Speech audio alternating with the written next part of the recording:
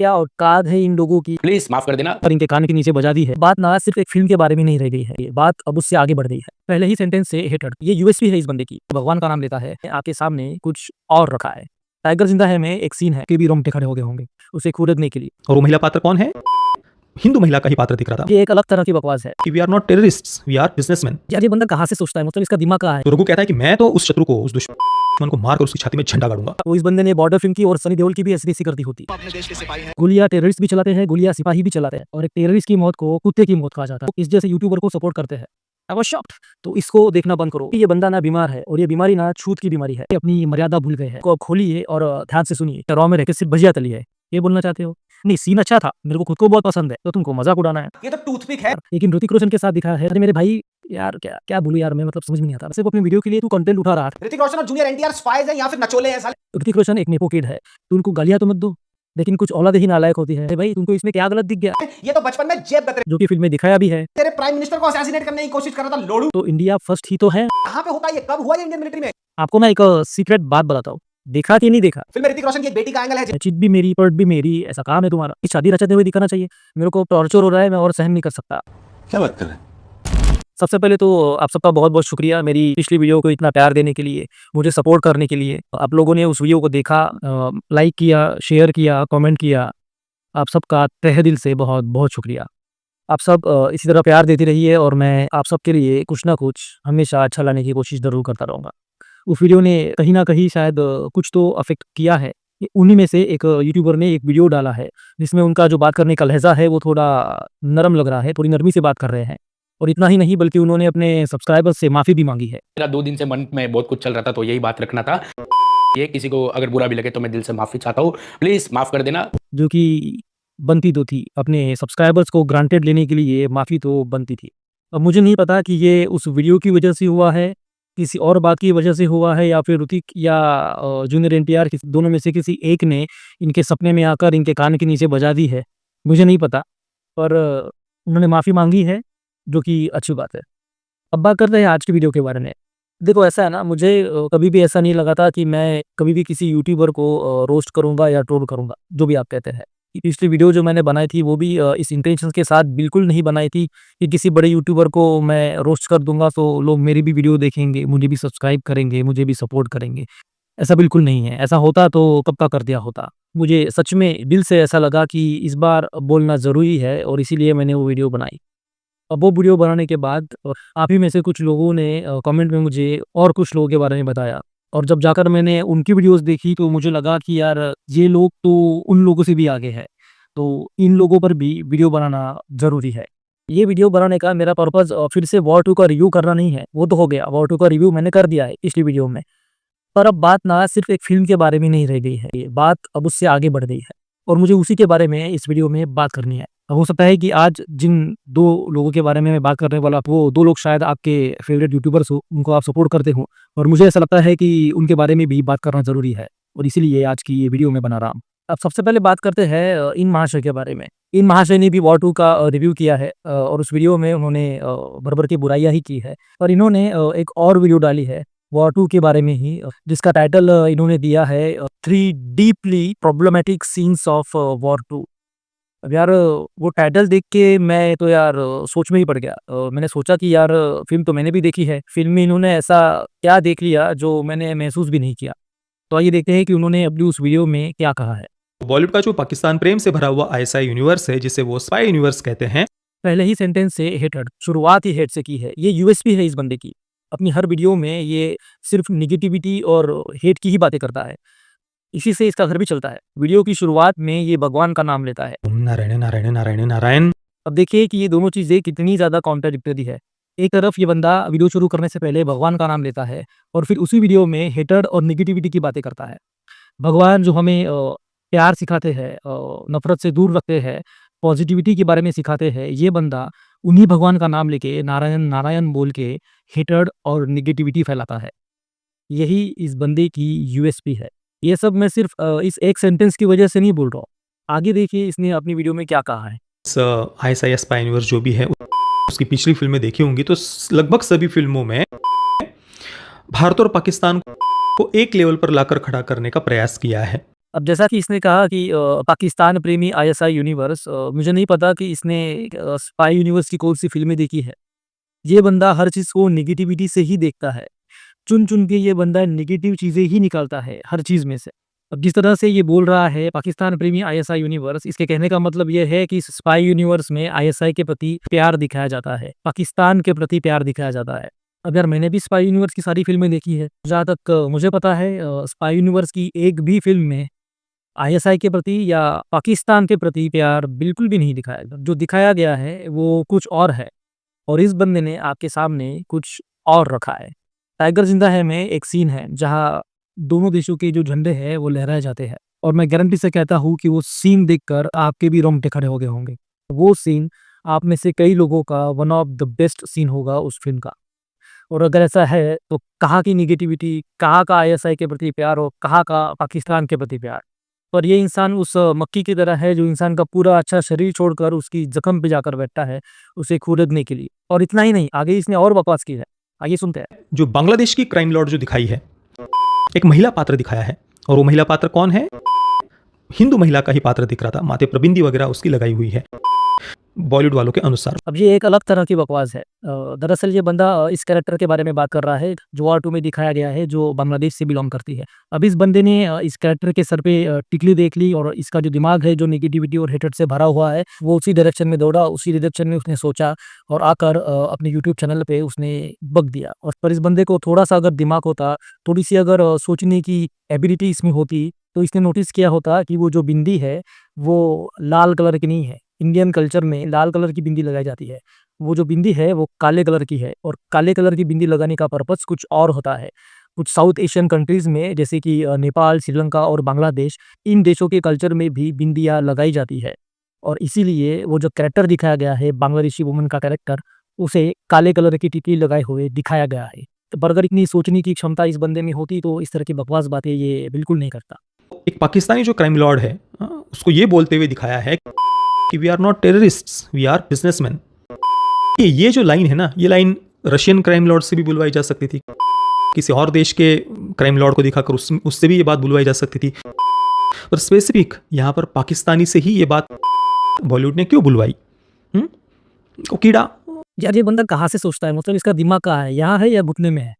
Film में जो cartel दिखाया गया है, वो टेररिस्ट लोगों का कार्टेल नहीं है, वो बिज़नेसमैन लोगों का कार्टेल है। जो बंदा इंडिया का दिखाया गया है, वो भी इंडिया का बिज़नेसमैन ही था। इस कार्टेल में जो लोग हैं, वो एक्चुअली बिज़नेसमैन्स ही है। ये ना ही उनके देश के पॉलिटिशियंस है और ना ही किसी सीक्रेट सर्विसेज़ में काम करने वाले। ये सब उनके देश के बिज़नेसमैन्स है, जिन्होंने अपना एक कार्टेल बनाया हुआ है और अब ये चाहते हैं कि पूरी दुनिया पर इनका कार्टेल राज करे। और पाकिस्तान के उस बंदे को ये बात इसलिए कहते हुए दिखाया गया है, क्योंकि भाई दुश्मनी जो है, वो इंडिया और पाकिस्तान के बीच में है और फ़िल्म है, उसमें इतना तो दिखाना पड़ेगा ना यार।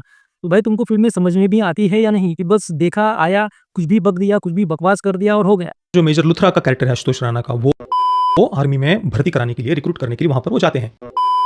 तो रघु कहता है कि मैं तो उस शत्रु को, उस दुश्मन को मारकर उसकी छाती में झंडा गाड़ूंगा। कबीर का पात्र कहता है कि नहीं, मैं उसको नहीं मारूंगा, वो भी तो अपने देश के लिए लड़ रहा है ना, हमने भी तो उनके कई सारे सैनिकों को मारा हुआ है ना।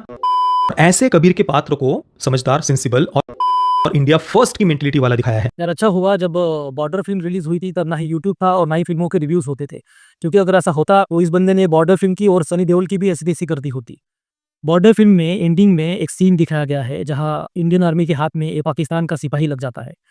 अगर आपने वो सीन देखा है तो आपने देखा होगा कि इंडियन आर्मी उस सिपाही को मारती नहीं है, उसे बिठाती है, उसे पानी पिलाती है। मैं मरना नहीं चाहता। हम तुम्हें नहीं मारेंगे। जिस तरह हम अपने देश के सिपाही हैं, उसी तरह तुम भी अपने वतन के सिपाही हो। तुम्हारे साथ एक सिपाही जैसा सलूक करेंगे। पानी दो इसे। और यही बात है जो एक सिपाही को और एक टेररिस्ट को अलग करती है। गोलियां टेररिस्ट भी चलाते हैं, गोलियां सिपाही भी चलाते हैं, पर इन दोनों को जो बात अलग करती है वही बात वॉर 2 में दिखाई गई है। वही डिफरेंस ऋतिक रोशन और जूनियर एनटीआर के कैरेक्टर में दिखाया गया है। ये वही डिफरेंस है जो एक इंसान को एक सोल्जर बनाता है और दूसरे को एक टेररिस्ट बनाता है। ये वही अंतर है जिससे एक सिपाही की मौत को शहीद की मौत कहा जाता है और एक टेररिस्ट की मौत को कुत्ते की मौत कहा जाता है। और इसको ये बात कहाँ समझेगी? इसको तो बस हेट्रेड और नेगेटिविटी फैलानी है, जो ये हमेशा से फैलाता आया है और आगे भी फैलाता रहेगा। यार इसमें गलती ना उन लोगों की भी है जो लोग इस जैसे यूट्यूबर को सपोर्ट करते हैं। मैं जब इसके चैनल पर गया तो इसके सब्सक्राइबर्स देख के आई वाज़ शॉक्ड। इसके लगभग 4.5 लाख सब्सक्राइबर्स है। वो देख के ना यार मेरे को तरस आता है कि मतलब ऐसी मेंटालिटी वाले यूट्यूबर्स को जो अपनी हर एक वीडियो में सिर्फ़ और सिर्फ़ हेट और नेगेटिविटी की ही बातें करता है, सिर्फ़ और सिर्फ़ हेट ही फैलाता है, उसको आप देखते ही क्यों हो? उसके चैनल पे 4.5 लाख से ज़्यादा सब्सक्राइबर्स है। I was shocked. यार देखो, मैंने पिछली वीडियो में भी ऐसा नहीं कहा, लेकिन इस वीडियो में मैं ये कह रहा हूँ कि इस बंदे को देखना आप बंद करो। मत देखो इस बंदे को। अगर आप चाहते हो कि आपके दिमाग में पॉजिटिविटी रहे, आपके दिमाग में प्यार रहे, तो इसको देखना बंद करो। मूवी रिव्यूज़ के आड़ में ये बंदा कुछ अलग ही कर रहा है। इसकी मेंटालिटी कुछ अलग ही है। इसके दिमाग में कुछ अलग ही भरा हुआ है। एक्चुअली ये बंदा ना बीमार है, और ये बीमारी ना छूत की बीमारी है, जो आपको भी हो सकती है। तो इससे दूर रहिए। आपको मूवी रिव्यूज़ देख रहे हैं तो योगी के देखो, फ़िल्मी इंडियन के देखो। मैं तो ये बोलूँगा कि एक बार के आप सूरज कुमार के देख लो, और इसके मत देखो यार। ये बंदा मूवी रिव्यूज़ के आड़ में कुछ अलग ही करता है। मत देखो इसको। ये अलग मानसिकता वाला बंदा है, इसको देखना बंद करो। अब बात करते हैं इन भाई साहब के बारे में। ये भाई साहब जो मुकेश खन्ना को रोस्ट करते-करते अब काफ़ी फ़ेमस हो गए हैं, और इसी वजह से इनको आपने काफ़ी सपोर्ट भी किया है। तो यही वजह है जिस वजह से अब ये अपनी मर्यादा भूल गए हैं, अपनी लिमिटेशंस भूल गए हैं।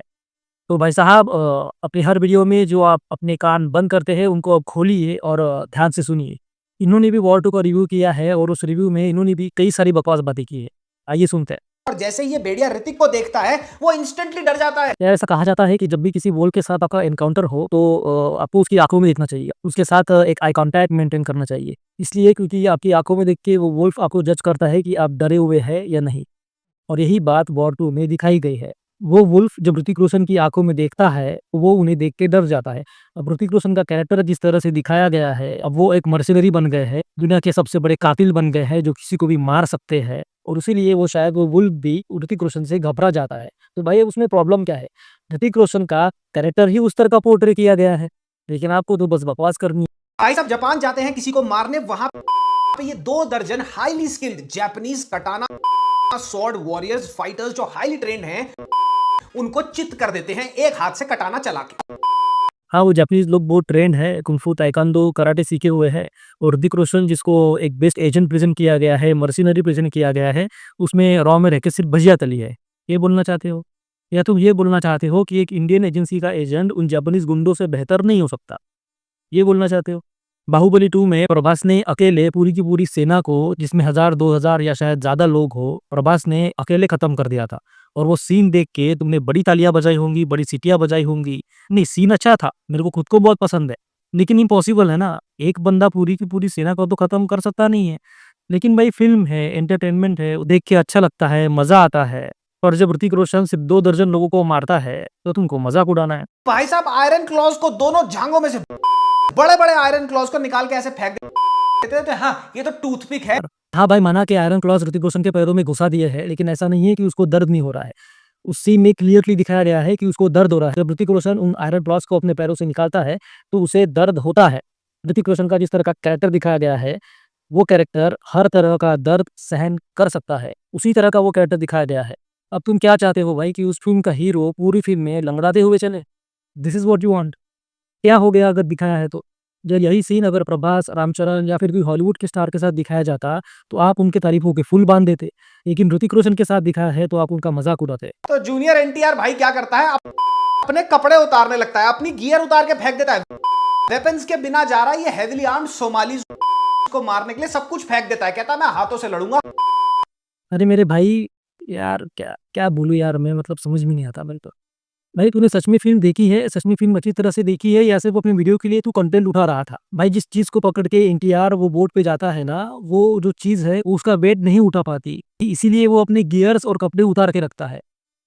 तो ठीक है यार, कुछ अलग तरीके की चीज़ ट्राई की है, प्रॉब्लम क्या है? एक तरफ तुम बोलते हो कि फ़िल्मों में कुछ अलग दिखाते नहीं हैं, और जब कुछ अलग दिखाते हैं तो तुम उसका मज़ाक उड़ाते हो। हॉलीवुड की फ़िल्मों में जब ऐसा कुछ ट्राई किया जाता है, तो तुम साला सराखों पर बैठाते हो उसको।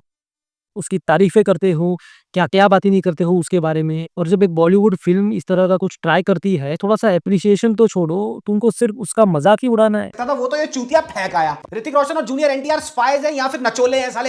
यार फ़िल्म इंडस्ट्री में ना कुछ लोग ऐसे हैं जो रिस्पेक्ट डिज़र्व करते हैं, और ऋतिक रोशन और जूनियर एनटीआर उन्हीं लोगों में से है। ऋतिक रोशन एक नेपो किड है, लेकिन जब भी नेपोटिज़्म के बारे में बातें होती है, तो ऋतिक रोशन का ख़्याल हमारे दिमाग में भी नहीं आता। और उसके पीछे रीज़न है ऋतिक रोशन का डेडिकेशन, ऋतिक रोशन का हार्ड वर्क। इसीलिए ऋतिक रोशन एक रिस्पेक्ट डिज़र्व करते हैं। Same goes to junior NTR. और यार अगर तुम उन्हें रिस्पेक्ट नहीं दे सकते, उनके बारे में अच्छी बातें नहीं कर सकते, तो उनको गालियाँ तो मत दो। तुम ऋतिक रोशन और जूनियर एनटीआर को चुतिया बोलते हो, तुम ऋतिक रोशन और जूनियर एनटीआर को साला बोलते हो, वो नहीं है यार तुम। छोड़ो यार, मैं गालियाँ नहीं दे सकता। क्या है ना, पेरेंट्स ने मैनर्स और एटिकेट सिखाए हैं, संस्कार दिए हैं, जो कहीं न कहीं आड़े आ जाते हैं, तो हमारे मुँह से पब्लिक प्लेटफ़ॉर्म पर या सोशल मीडिया पर गालियाँ नहीं निकलती है। मैं ऐसा नहीं बोल रहा हूँ कि इसके पेरेंट्स ने इसको संस्कार नहीं दिए हैं। हर पेरेंट्स अपने बच्चे को संस्कार देते हैं, अच्छे संस्कार देने की कोशिश करते हैं, लेकिन कुछ औलादें ही नालायक होती है, जो उन्हें लेने के लायक नहीं होती है। ये दोनों लिटरली, मैं मजाक नहीं कर रहा, जेब कतरे होते हैं बचपन में, जिनको जुवेनाइल डिटेंशन सेंटर में डाल दिया जाता है चोरी करते हुए पकड़े जाने के। वहां से Ashutosh Rana, being a military guy, in juvenile criminals को रिक्रूट करता है। अरे मेरे भाई, जूनियर सेंटर्स में जो होते हैं वो पैदा ही क्रिमिनल नहीं होते हैं। उनमें से कुछ होते हैं जो मजबूरी में क्रिमिनल बनते हैं, कुछ होते हैं जो इनजस्टिस के खिलाफ आवाज उठाते हैं और मजबूरी में कुछ क्राइम कर बैठते हैं, कुछ होते हैं जिनके अंदर वो स्पार्क होता है। उन्हीं को ढूंढने के लिए कर्नल लूथरा जूनियर सेंटर्स में जाते हैं। और एक स्पाई बनाने के लिए ऐसा ही इंसान चाहिए होता है जिसका कोई बैकग्राउंड ना हो, और इसीलिए कर्नल लूथरा जुवेनाइल सेंटर में जाते हैं। अब इसमें क्या गलत है भाई? तुमको इसमें क्या गलत दिख गया? लेकिन तुमको तो अपना दिमाग यूज करना नहीं है, वैसे भी उसमें भूसा ही भरा पड़ा है। तुमको तो बस अपनी वीडियो के लिए कंटेंट उठाना है, तुमको तो बस कुछ ऐसी चीजें ढूंढनी है जिसमें से तुम कुछ नेगेटिव उठा लो, जिसे तुम अपने वीडियो में गालियां देने के लिए यूज कर सको। दोनों के दोनों जो अभी देश के सबसे एसेंशियल एसेट्स हैं, जो देश को बचा रहे हैं, प्राइम मिनिस्टर को बचा रहे हैं, ये तो बचपन में जेब कतरे थे। अरे भाई, वो दोनों बच्चे अनाथ है, भूख लगती है उनको, इसीलिए मजबूरी में आके चोरी करते हैं। तुम्हारे पेरेंट्स ने भी अगर तुमको बचपन में ऐसे ही छोड़ दिया होता ना, तो तुम भी ऐसे ही रास्ते पे भटकते, सोशल मीडिया पे आके इस तरह की बकचोदी नहीं कर रहे होते। इस बार वो अपने दोस्त के प्यार में पड़ेगा, जिसके लिए वो फिर से अपनी कंट्री को झूठ बोलता है। पूरी की पूरी फिल्म में ऋतिक रोशन का कैरेक्टर ये कहता रहता है दैट कंट्री फर्स्ट, लेकिन क्लाइमैक्स में एक शॉट लगता है जहां पे लिटरली वो ये कहता है, मैंने अपनी कंट्री को बताया नहीं है कि एनटीआर का कैरेक्टर मर चुका है क्योंकि तू मेरा पहले दोस्त है, लेकिन अब हम दोनों साथ में कंट्री को बचाएंगे। ये क्या बेवकूफी। भाई, अपनी वीडियोस में बहुत बड़े-बड़े वर्ड्स तुम यूज़ करते हो, इंटेलेक्चुअल, टेंजिबल, टेक्निबल, और खुद भी बड़े इंटेलेक्चुअल बनते हो। क्या तुमको ये बात समझ में नहीं आई कि सिर्फ एनटीआर ही ऐसा बंदा है जिसको उस कार्टेल के सारे लोगों के बारे में पता है? सिर्फ उसने ही उनके चेहरे देखे हुए हैं, सिर्फ उसको ही उनके एड्रेस पता है। उसको कितना भी पीटा जाए, वो अपना मुँह तो खोलने वाला है नहीं। तो इसीलिए उसको अपने साथ लेके ही काम करवाना पड़ेगा, जो कि फ़िल्म में दिखाया भी है। देखा कि नहीं देखा? तो कबीर के कैरेक्टर ने जो किया, क्या उससे देश को कोई नुकसान है? क्या देश को कोई खतरा है? एनटीआर का यूज़ करके वो उस कार्टेल को खत्म कर सकता है, देश को सेफ रख सकता है, देश के दुश्मनों का खात्मा कर सकता है। तो इंडिया फर्स्ट ही तो है। अभी वो 15 मिनट पहले तक तेरे प्राइम मिनिस्टर को असैसिनेट करने की कोशिश कर रहा था, लोड़ू। हाँ भाई, प्राइम मिनिस्टर को मारने की कोशिश की है, फिर भी ऋतिक रोशन ने उसको अपने साथ में रखा है। लेकिन प्राइम मिनिस्टर तो जिंदा है और एनटीआर भी अब सुधर गया है। अब ऐसी बातें हर इंडस्ट्री की फिल्म में दिखाई जाती है, टॉलीवुड, बॉलीवुड, मॉलीवुड, हॉलीवुड, हर इंडस्ट्री में दिखाई जाती है। कुछ फिल्में नहीं बनती है उसके सिवा। अब तुमको नहीं पसंद है तो बंद कर दो देखना, और बकवास करना बंद कर दो। ऋतिक रोशन बताता है कि कार्गो एरिया में जाओ, वहां पे एक लाश पड़ी है, लाश के अंदर बम लगा हुआ है, अंदर बम लगा हुआ है लाश, जो इस टेररिस्ट एजेंसी ने लगा के आप दिया प्राइम मिनिस्टर के प्लेन के अंदर। अबे साले, कोई एयरलाइन नहीं है, मछलियां नहीं जा रही उसमें, हिंदुस्तान का प्राइम मिनिस्टर जा रहा है। भाई मैं पक्का बोलता हूँ, इस बंदे ने फिल्म देखी नहीं है, किसी ने इसको कहानी सुनाई है। भाई वो रॉयल लाश है, एक मिनिस्टर की लाश है, और वो भी ऐसा मिनिस्टर है जो नेक्स्ट प्राइम मिनिस्टर बनने वाला है, और दूसरी कंट्री में मरा है वो, तो उसकी लाश तो अपने देश में लेके जानी पड़ेगी ना, और उसी प्लेन में लेके जाएंगे ना, या उसकी लाश ले जाने के लिए अब दूसरा प्लेन करेंगे? क्या है ना, मक्खियाँ सिर्फ जख्म पे नहीं बैठती है, कुछ मक्खियाँ कहीं और भी बैठती है, समझ रहे हो ना? Ashutosh Rana, being a military guy, in juvenile criminals को रिक्रूट करता है। कहां पे होता है ये, कब हुआ ये इंडियन मिलिट्री में? आपको मैं एक सीक्रेट बात बताता हूँ। इंडिया की जो सीक्रेट एजेंसीज है, रॉ, आईबी, सीबीआई, या फिर आर्मी, नेवी, इंडियन एयरफोर्स, ये सब लोग अपने सीक्रेट ऑपरेशंस, अपने सीक्रेट रिक्रूटमेंट इस बंदे से पूछ कर करते हैं, क्योंकि इसको तो सब पता है ना, उनको थोड़ी पता है। फिल्म में ऋतिक रोशन की एक बेटी का एंगल है जिसका ना अगाड़ा है ना पिछाड़ा है, रैंडमली आता है, वहां पे एक एक्शन सीक्वेंस इनको बनाना था एक बच्ची के साथ, वो बना दिया, वो खत्म करके वो अपने रास्ते, जैसी आराम हो गया दोनों का, वो कभी रिकलेक्ट होता ही नहीं पूरी की पूरी कहानी में। तो भाई तुम क्या चाहते हो? ऋतिक रोशन जिसके पीछे सब पड़े हुए हैं, उसको अब उस लड़की की शादी रचाते हुए दिखाना चाहिए। छोड़ तो दिया उसको टाइगर श्रॉफ की माँ के यहाँ, दिखाया तो है फिल्म में, पर तुमने तो कहानी सुनी है, फिल्म तो देखी नहीं है। वॉर फिल्म का एक कैरेक्टर है जिसका रिलीवर्स इस फिल्म में दिखाया गया है। अब नहीं दिखाते फिर भी तुम मुंह उठा के चले आते और बोलते कि वो लड़की कहाँ गायब हो गई। दिखाया है फिर भी तुमको प्रॉब्लम है, चीज भी मेरी पट भी मेरी, ऐसा काम है तुम्हारा। भाई हो गया यार, बहुत हो गया। उस वीडियो में इसने और भी कई सारी बकवास बातें की है जिसपे मैं जवाब देना चाहता था, लेकिन अब मेरे से सहन नहीं हो रहा है, मेरे को टॉर्चर हो रहा है, मैं और सहन नहीं कर सकता। तो ये वीडियो मैं यहीं पे ख़त्म करता हूँ। पता नहीं यार आप कैसे इन लोगों की वीडियो देखते हो, मेरे को तो टॉर्चर हो रहा है। मैं नहीं सहन कर सकता ये। यार लेकिन जाते-जाते एक बात ज़रूर कहूँगा, ऋतिक रोशन और जूनियर एनटीआर जो रिस्पेक्ट डिज़र्व करते हैं वो रिस्पेक्ट उन्हें मिलनी चाहिए। फ़िल्म कैसी है, उनको प्रेज़ेंट किस तरह से किया गया है वो बातें अलग है। लेकिन एज़ अ एक्टर ये दोनों एक रिस्पेक्ट डिज़र्व करते हैं और ये लोग उनको गालियाँ देते हैं, उनको चूतिया कहते हैं, उनको साला कहते हैं। क्या औकात है इन लोगों की ऋतिक रोशन और जूनियर एनटीआर के सामने? उनके सामने खड़े रहने की भी औकात नहीं है इन लोगों की। अभी तुम लोग उनके के भी बराबर नहीं हो। बस यार हो गया, थक गया मैं और कुछ नहीं बोलना मेरे को, बहुत हो गया। अगर ये वीडियो आपको अच्छी लगी हो तो वीडियो को लाइक कर देना, शेयर कर देना और सब्सक्राइब तो आप लोग कर ही दोगे। और क्या है ना मेरा काम है कहना कि यार प्लीज़ सब्सक्राइब कर देना। आप लोग सपोर्ट करते हो तो अच्छा लगता है। मिलते हैं अगली वीडियो में। जय हिंद।